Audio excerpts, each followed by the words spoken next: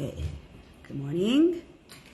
Let's see how this works. Okay, so we're going to start off with the tzedakah. I'll just put it right over here. And we start off with Tehillim. If anybody wants to give names, anybody specific, you want to put Tehillim? Okay, we'll start with Lam Netzeach, Mizmar LeDavid, Yancha Dinar B'Yom Tzara, Yisagef Hashem Elehei Yaakov, Yishlach Ezrecha Mikodesh Mitziyin Sadeka, Yiskar Kol Mechasecha V'Loscha Yidash Nesela, Yitin Lecha Chavavecha V'Chol Atzascha Yimale, Nirana B'Shusecha U'V'Shem Eloheinu Nitgol, Yimalei Adonai Kol Mashalasecha, Ati Adati Ki Yashi Adonai Mishicho, Yanei Mishmei Kotra B'Guras Yesha Yiminai, Ela V'Recha V'Elu Asusim V'Anachna M'Shem Adonai, Eloheinu Naskir. Hema Kor V'Nafala V'Anachnu Kamenu V'Sadad Adonai Yeshua Melech Ha'inenu, Yom Korein. All our tefillas forever. If you need anybody, hi, good morning, Francesca. Good morning, Corinne. If you want anybody, we should daven for them, or I have this class in mind. If anyone specifically, you could put their name down over here, okay? I hope everyone had a beautiful Rosh Hashanah. And now we don't say Ksima Chasimatova, now we say Gemar Chasimatova, because we are confident that Hashem is going to write us. Now, Gemar means sealed. So I decided that I was going to do something different today. Now, for those of you who are here, you're going to get a copy. For those of you who want a copy, you can email me at Rebbetzin@chabadmarkham.org, and I'm going to send you a letter. No, so who's this letter? What are we doing today? Hi, good morning, Arlene. Good morning, Mala. So, over the years that the Rebbe was a Rebbe, he has received hundreds and thousands of letters. In fact, Rosh Hashanah, the Rebbe would stand by his door and people would give him a letter, a pan. That's what it's called, a pan. The Rebbe would take those letters, put them into a brown bag, and when he would blow the shofar, he would cover the bag with his talus, with him underneath. And anyone who was standing next to the Rebbe were able to hear tears. The Rebbe was crying over all those letters. You know, I have to tell you something crazy. I'm a little Chabad shlucha just here in my community. And the amount of tragic news that I get, because I am a Chabad shlucha, makes me sometimes, it puts me in a terrible state. I'm emotionally so broken when I hear this one's going through a broken marriage, this one's child just passed away, this one's son was sent into the hospital, this one's going through a depression. And after one day, I say to my husband, and the Rebbe had this by 1,000. How did the Rebbe do it?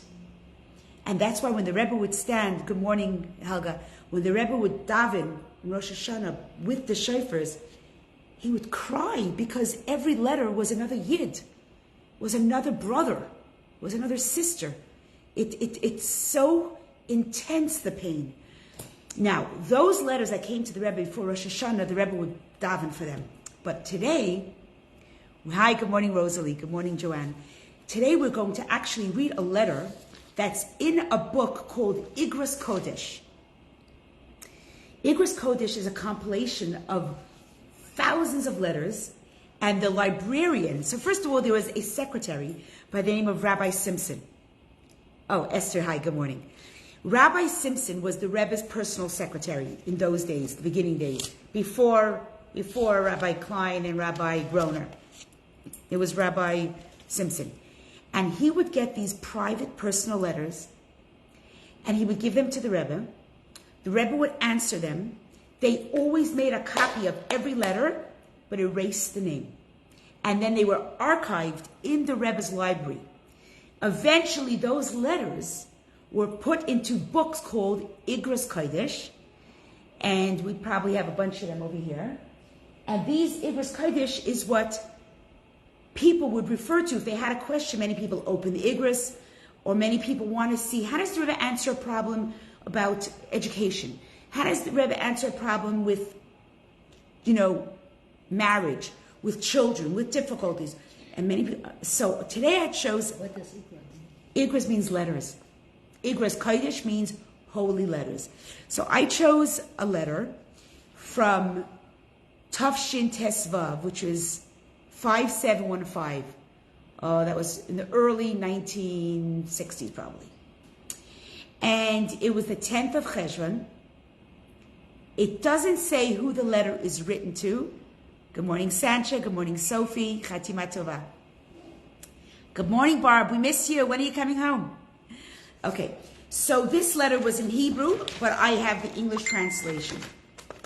So in a nutshell, this letter, the Rebbe's answering someone. We don't really know what the question is, but the Rebbe's answering someone about a mitzvah that you choose to do, and that is your passion, but it's a small mitzvah. It's not very significant mitzvah. What's the deal with that mitzvah? Should you focus on that mitzvah, or should you go for the big ones like, believing in God, keeping Shabbat, and don't commit adultery? Like those are the three cardinal, right? So here the Rebbe answers. But before I want to go into the letter, I want to share with you a story. Each one of us, and by the way, I would like to ask all of you that are watching, do you have a mitzvah that you're passionate about? And if you are, please put it in the comments. And I want to ask you, is there a mitzvah that you feel is your mitzvah? Something that just, you love it. It's not hard. You love it. What's that? Challah. What? Baking challah. Baking challah. Okay. Baking challah. It's a mitzvah you love. Do you get a chance to do it every week? Yeah.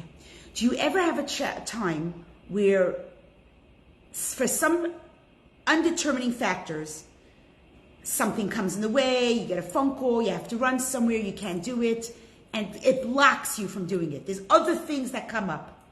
You do? Yeah. Why do you think that happens? To show me how much I really do want to do it. Oh, because that is your mitzvah. Rosalie says, Corrine says helping others. Rosalie says saying Tehillim. You'll get the Yetzer Hara. Now this is the job of the Yetzer Hara. The job of the Yetzer Hara, also known as the Nefesh HaBahamis or the Satan, he knows which is your mitzvah. Which is the mitzvah that you have a portal that goes straight to Hashem, and from that portal, all the blessings come down into your home. The Yetzer Hara knows that. And the Yetzer Hara's job is to stop you in the tracks from doing it. So if you love saying Tehillim, Rosalie, and the minute you open your Tehillim, the phone rings, the doorbell goes, someone needs you, you put your Tehillim down. Because there's a million things that come up.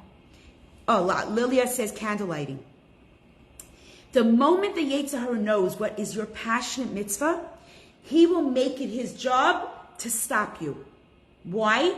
Because that's his tough kid. His mission is to stop you from doing your mitzvah, to stop me from doing mine.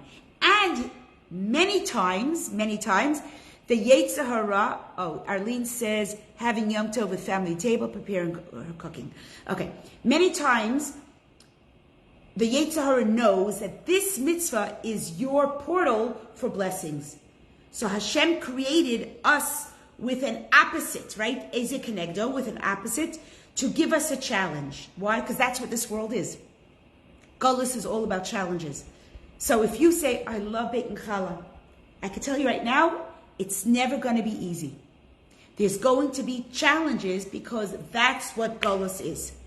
So the story is told about a Jewish boy who wants to become spiritual. And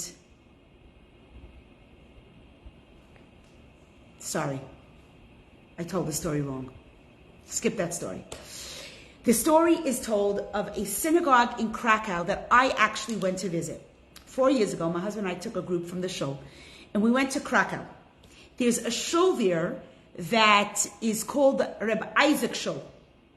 And there's a story why it's called the Isaac Shul. While we were there, the Chabad rabbi, his name is Rabbi Garari, poor guy, he's a rabbi in Poland, of Krakow Shul. He tells the story. Why is the story called the Isaac Shul? So basically, this Isaac, the son of Yekel, was a very, very poor man. And he had no money for his family, no money for his children. He lived in Krakow. One night he has a dream that there's a big treasure that's sitting in Prague, underneath the fence of the king. And you have to go at night with your shovel. You are going to become a rich man. There's a magnificent treasure box waiting there. So, of course, you wake up with such a treasure, with such a dream. You laugh at it, right? But he got this dream 5 times. After the 5th time, he said, this is crazy, I'm going. So he takes his shovel, he takes his axe, and he goes to Prague. And sure enough, he follows along, and there's this palace, and there's guards, exactly how he saw it in his dream. At night, when he thought that the soldiers were sleeping, he starts to dig. And digs and digs and digs. Suddenly the soldiers come. How dare you? And they pour their flashlight in his eyes. Who do you think you are digging over here? This is the king's palace. And he goes, I don't know what to do. I've been harassed by dreams that I have to go. There's a treasure waiting here and it's mine. And I won't be a poor man anymore and I'll be able to feed my wife and children. So this soldier laughs. He laughs. He says, you're kidding me? You have a dream about a treasure in Prague and you came all the way? Where are you from? He goes, I'm from Krakow. He goes, I had a dream. I had a dream 5 nights in a row that there's a treasure under the house of Isaac ben Yekel. Isaac ben Yekel. There's 1,000,000 Isaacs. There's 1,000,000 Yekels. You think I'm going to be an idiot and go to the house of Isaac ben Yekel? Isaac ben Yekel is thinking, he just goes, oh my gosh. The guy's talking about my house. He says, thank you very much. Goes home, digs under his house, and sure enough, he finds this treasure. And with this treasure, he builds this shul called Reb Isaac Shul, which I davened in 4 years ago when I was in Poland. What's the punchline of the story? What was the rabbi telling us about the story? If you think you know the punchline is, Susanna, write it down. What do you think the punchline is? Your treasure is where you are. Your treasure is where you are. There are many times that a mitzvah comes to us and it's so easy. We think to yourself, it's like a dream. 5 times I had a dream about the treasure in my house. I'm going to believe it? Of course not. But sometimes Hashem gives us a gift and he gives us a desire for a mitzvah. And that is your treasure. That's the mitzvah that you are supposed to perfect and enhance and indulge yourself in and invite others and promote it and get others inspired. And you think, it's baking challah. It's such an easy mitzvah. It can't be a big deal. And it's not even one of the big top 10s. So what do we do as women and as men? We dismiss it. And we do it, but because I like to do challah. But do we appreciate the godliness in that mitzvah? If that is a mitzvah that you love, and let's read it here from the letter, okay? So it starts off like this. By the grace of God, 9 Amar Cheshvan, greetings and blessings. It is explained in our Torah, Mivo'ar b'Toratenu, b'yichud b'Torat HaChasidut, especially in Torah, that l'kol echad miYisrael yeshna mitzvah v'inyan miyuchad shebo tzarich liyot zahir tfei. The Rebbe says, it is explained in our Torah that every Jew has a unique mitzvah and task which they need to place extra focus on. So while I'm teaching this now to you, I want all of you to think about a mitzvah that you think is yours. Why? The Rebbe says like this. It says in the Geret HaKodesh, the Talmud notes, that this mitzvah and task is the grade through which all their Torah and mitzvahs ascend above and through which all heavenly assistance that the person and their family need is drawn down. Do you hear this? This is mind-boggling. The Rebbe is telling us this mitzvah and task is not necessarily a stringent matter, as evident from the Talmud. And the Talmud quotes a certain mitzvah about tzitzis, which is not even an obligation like a mitzvah of other things. And yet, if that mitzvah of tzitzis is yours, the Rebbe says, it is like a lottery. It is self-understood that in clarification of a person's task, in most instances we can observe how divine providence guides them, establishing their profession in a certain mitzvah and task. This is a proof that specifically this mitzvah is their gate and path from below above and from above to below. So let's clarify this. If there's a mitzvah that really resonates with you, maybe you're not doing it yet, but it's a mitzvah you want to do. It's a mitzvah that sits with you. It keeps coming up, keeps coming up. You're doing something and it keeps coming up. You have that ever? There's a mitzvah that, maybe it's not mitzvah challah, maybe it's another mitzvah, that keeps coming up. You know you should visit that mitzvah. You know you should look into it. You know that it's something that you should do. But for some reason, it's not such a big mitzvah. It's not so holy. It's just something. The Rebbe is saying that, he's quoting the Talmud, and he's saying, that is your portal. For, Rosh Hashanah, we stood in Shul and we davened Nusana Tokev, and we said, we asked Hashem, please give us all the blessings, so we should have a year full of life. No death by water, no death by sickness, just a year of good, right? So it's on our mind now, right? What's on our mind now? We have the 10 days of Aser Yemei Teshuvah. For the next 8 more days, 7 more days, we think a whole day about what we could do more mitzvahs, right? Because we know Hashem is giving us opportunities now to bring down the blessings for ourselves and our children. But what is that mitzvah? What is that mitzvah? So many of you have seen this before. I've done this pop. You've seen this before, no? This mitzvah helps us discover what is the number one mitzvah for you, right? Denise, you've seen this before, right? The pop. Has anybody seen this before? Give me a thumbs up.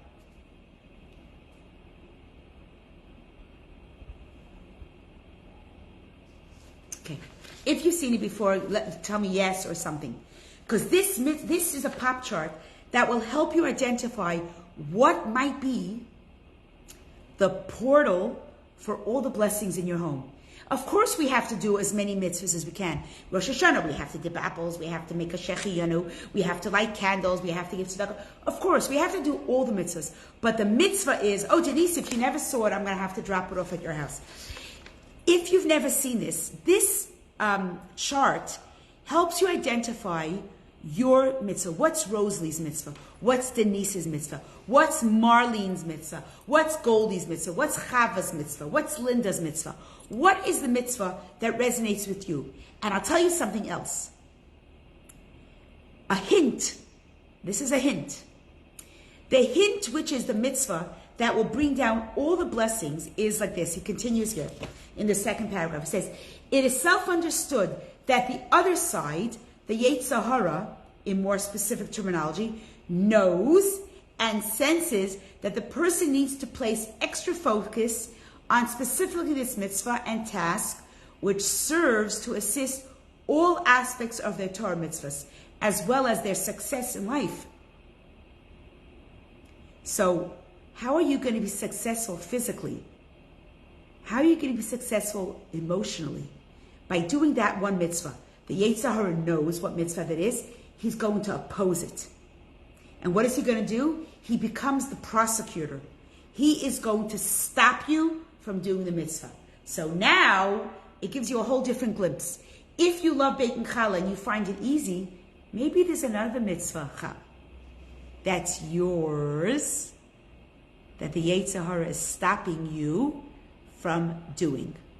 Because the Yetzer Hara knows what your mitzvah is. And he knows that he has to put a stop. Therefore, his primary effort with this person is specifically in this task and mitzvah to extent that he's fine with allowing the person to do other mitzvahs beautifully, so long as he succeeds in his war against this mitzvah. So this is a whole new opening. The mitzvah that we spoke about a few minutes ago, that you think comes easy to you, that might not be the mitzvah that you are going to bring down the blessings to your family.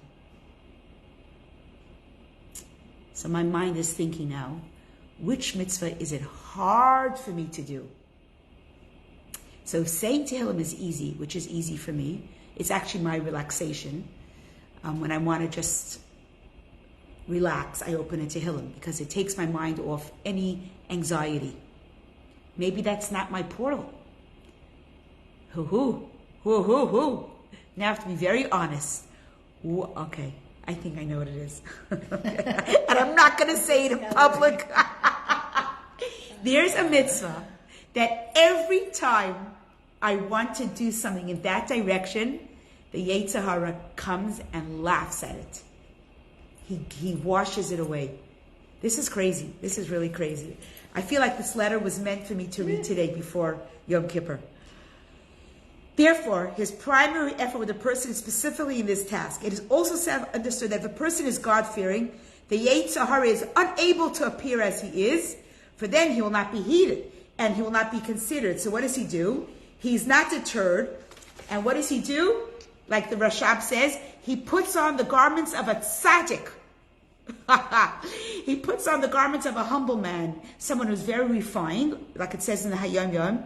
Hashem has revealed his holy arm with the revelation of the Torah of Chassidus, which expose these conspiracies of the Yetzer Hara. So what happens? The Yetzer Hara dresses up as a very, very godly image, and he knocks that mitzvah that you want to do, and he gives you all the reasons why you shouldn't do that mitzvah.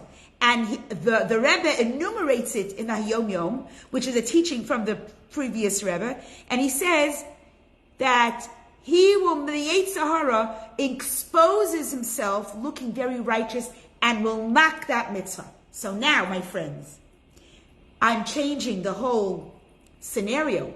What is a mitzvah that you are trying to do, but whenever you try to do it, the Yetzer Hara stops you from doing it? And now it's not baking challah, and now it's not going to be helping others because that comes easy. You see, I tricked you. I made you think, I know my portal for blessings. I'm just going to continue saying Tehillim. And you should continue saying Tehillim, 100%. Don't stop baking challah, whatever you do. I'm not going to stop my mitzvahs. But I do know the one mitzvah. Oh my gosh. I do know the one mitzvah that I'm struggling with. And every time I want to get to it, there's a negative thought that the Yetzer Hara dresses up like a humble guy. And you know, Rabbi Yehuda's students, in the beginning of Brachas, he talks a whole thing about different sacrifices that you bring up, and the cheaper price one, and makes it. The Yetzer Hara says, don't worry. He knocks down anything that comes easy. He knocks it down and says, don't do that one. It looks easy to you. It's not an important one. It's not your mitzvah. So today, as we're standing on the threshold of Yom Kippur, that's the one holiday that we actually have to call people and apologize to, because it's not enough saying I'm sorry to Hashem. There's two ways we get forgiveness from Hashem. The Bein Adam L'Makom, I talk to Hashem and I ask Hashem for forgiveness. I forgot to make a bracha on my ice cream. I forgot to do this. That Hashem could forgive me because I'm human. But then the mitzvahs between me and man, me and another person, that Hashem can't forgive me. That I have to do myself. And that, my friends, is the struggle. That's the struggle. So I think what the letter of the Rebbe's letter, what the Rebbe's letter taught me today is very, very, very practical. If I want Hashem's blessings for the year, and every single one of us here wants blessings, and as women, we can open the portals for our family. Because maybe not everyone in our family is Shomer Shabbat, is involved in Yiddishkeit, is on the right path. We're the mothers. So we are the Akeret HaBayis. The portal opens with us. If we want to bring blessings to our children, and Hashem does put a lot on the women's shoulders. I'm not going to disagree. There's a lot on the women's shoulders. That's why the men say the bracha Shelo Asani Isha, because so much is on our shoulders. By the way, that's my version of that bracha. Okay. But today, hi Gail, hi Laura, Shana Tova to both of you.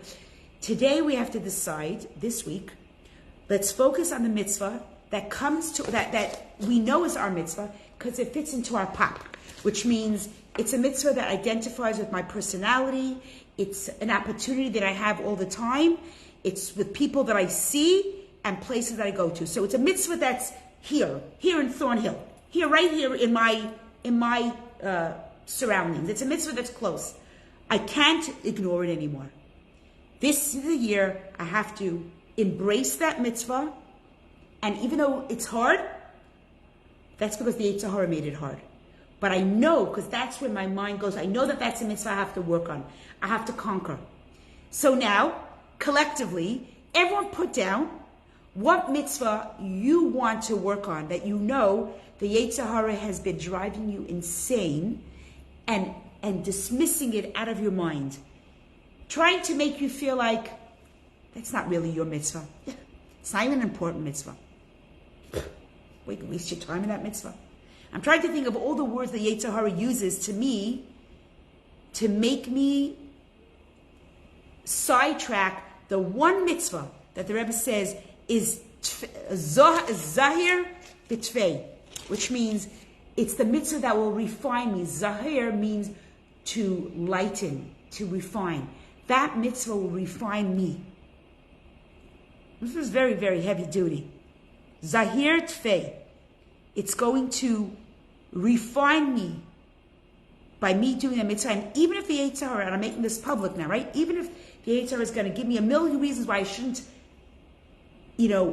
encompass that mitzvah or embrace that mitzvah, because it takes a lot of work, I can't ignore what's sitting glaringly in front of my eyes. It's my pop. I have to do that mitzvah. The mitzvahs that I enjoy doing and come easily, and the Yetzer Hara is not bothering me, maybe that's not my portal. Maybe that's not my portal. I don't know, Lara, Gail, do you have any ideas? Any ideas what that might be for you? Should we discuss it here? No one knows who I'm talking to, so they won't know. Is there a mitzvah that really that like challenges you a little bit? Wow. Anybody here that feel that that's a mitzvah that challenges them? And I want to tell you that the story that I said in the beginning about Rabbi Isaac's shul, that the mitzvah that we have to embrace is the one that's glaring right in front of us. Right? It's the treasure that's under your house. So this Jewish woman goes up to India. She wants to meet the guru. And she stands on line up there. There's a shliach right nearby. He captures all the Jews that go there. But this elderly woman is standing on line, waiting to meet the guru face to face. And she's standing on line. Oh, okay, Lara, so maybe that's the portal for your family, see? Because that's the one that the Yetzer Hara is out to make you stop. And now that you know that this is hard for you, now you can chap a rhyme and say to the Yetzer Hara head on, get out of my sight. You're not going to control me. You're not going to dictate my life. You're a schnook. You're a nobody. You're a Yetzer Hara, and you think you can conquer me by dressing up with all these godly reasons. My husband doesn't really want, my kids don't want, Stop. Tell the Yetzer Hara to get a life. Okay, that's interesting. So this old lady is standing on line, and she's waiting, and it's hot, and hours and hours and hours. She finally faces straight to the guru. She has an opportunity of a lifetime. Thousands of people trek all the way to India to talk to this guy. She looks at the guru and she says, Sheldon, come home. Yeah, that guru sitting over there, that guru sitting like a Buddha, devoting his life to idolatry, he's a Jew. But why does a Jew go all the way there? Because like Isaac ben Yekel, he had to schlep to Prague to find out there's a treasure is in house. We look elsewhere for mitzvahs or for godliness, and Hashem says it's right near us. Look right in front of us. Look at your pop, and you'll find the mitzvah that's yours. And that mitzvah is your family's portal. And I don't know about you, but this really is incredible, because we all know that when we daven, we don't just daven for ourselves as women. We daven for our children. We think about our grandchildren, our son-in-laws and daughters. My husband was telling the community that when he blows the shofar, what should we think about? Go through every member in your family. Think about every member of your family. focus on them, and bless them during those 100 tikiyot. And that's what we do naturally as women. All I want to do, I bench shlicht. It takes me 20 minutes. Why? Chayela, Bensi, Basi, Mati, and their spouses and their children. And I think about each grandchild. This grandchild needs this, and this grandchild needs that, right? And in Mitzvah, for those people that have more grandchildren than me, it takes them longer because we're taking that moment, that Eit Ratzon, where we're standing there and it's not just about myself. As women, we never think about ourselves. That's the joke. We're such martyrs. We're always thinking about our family. So now that we know that the Rebbe tells us in this letter, which is in Igros Yud, it's a 10th volume, page 46. You could look it up yourself, or you could ask me. I have it in English and Hebrew. The Rebbe says to you very simply: find the mitzvah that you know resonates with you. You know it's meant for you, but the Yetzer Hara makes it hard. Envelop that mitzvah, embrace it, kick the Yetzer Hara out of the picture, and it's not going to be easy. Keep knocking it out, till you subdue it. And then when you've got that mitzvah, that's the portal for all the blessings for yourself and your family and your children. So I'm wishing all of you, hi Lori, I'm wishing all of you Gemar Chasima Tova, a good kibbutz year. The next 7 days of Aseret Yemei Tshuva, make sure you give extra tzedakah every day. Make sure you're extra careful with your kashrut. So if you keep a little bit kosher, keep more. If you don't keep Chol Yisrael, keep Chol Yisrael. If you don't keep Pas Yisrael, keep Pas Yisrael. Just for these 7 days, people are try to be very holy during the 10 days of Tshuva. And then I want to wish you a meaningful fast, an easy fast, and we should be able to bring a lot of blessings into our family, into the Jewish community, and we should finally usher in the coming of Mashiach. Wow, that was